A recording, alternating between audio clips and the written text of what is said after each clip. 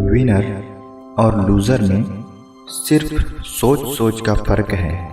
Winner सिर्फ जीत के बारे में सोचते हैं, जबकि लूज़र हमेशा किस्मत को कोसते हैं। जीतने वाला पहले से ही ये तय कर लेता है कि जीतूंगा तो सिर्फ मैं ही, और हारने वाला पहले ही ये सोचता है कि क्या मैं आज जीत पाऊंगा। समस्या तो है, लेकिन दुनिया में ऐसी कोई समस्या नहीं जिसका कोई समाधान ना हो। आज मैं आपको ऐसी ही एक कहानी सुनाने वाला हूँ। एक पुराना सा मटका था, शायद बहुत दिनों से वहाँ पर रखा हुआ था। बरसात के कारण उसमें पानी भी भर चुका था। एक कौवा रोज उस मटके के ऊपर से उड़ा करता था। कौवा बहुत बदमाश किस्म का था। वो रोज आते जाते उस मटके की तरफ देखा करता था। एक दिन उसने देखा कि मटके के पास कुछ हलचल हो रही है। कौवा उस मटके से दूर एक पेड़ पर बैठ गया और उस मटके को देखने लगा।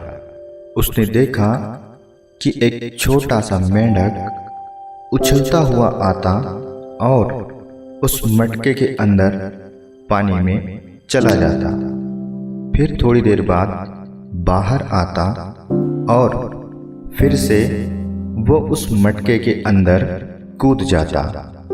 कौवे ने सोचा कि इस छोटे से मेंढक को खाकर मेरा पेट तो नहीं भरेगा, लेकिन मेरा नाश्ता जरूर हो सकता है।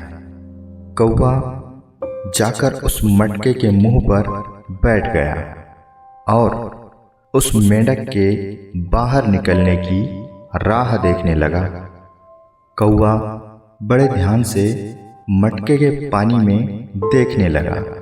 तभी मटके के अंदर से दो हाथ आए और कौवे की चोंच पकड़कर कौवे को मटके के अंदर पानी में खींच ले गए।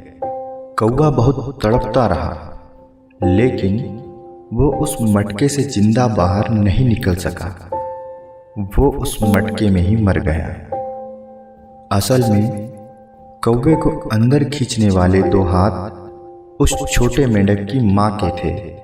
कौवा जब भी मटके के ऊपर से उड़ता था तो उस मेंढक की माँ उस कौवे को मटके के अंदर से देखा करती थी और समझ चुकी थी कि कौवा कभी ना कभी उस मेंढक के बच्चे को खा सकता है। अगर अपने बच्चे को बचाना है तो उस कौवे को मारना जरूरी है। असल में मेंढक ने यह प्लानिंग कौवे को देखने के बाद ही बना ली थी। बस वो सही मौके का इंतजार कर रही थी।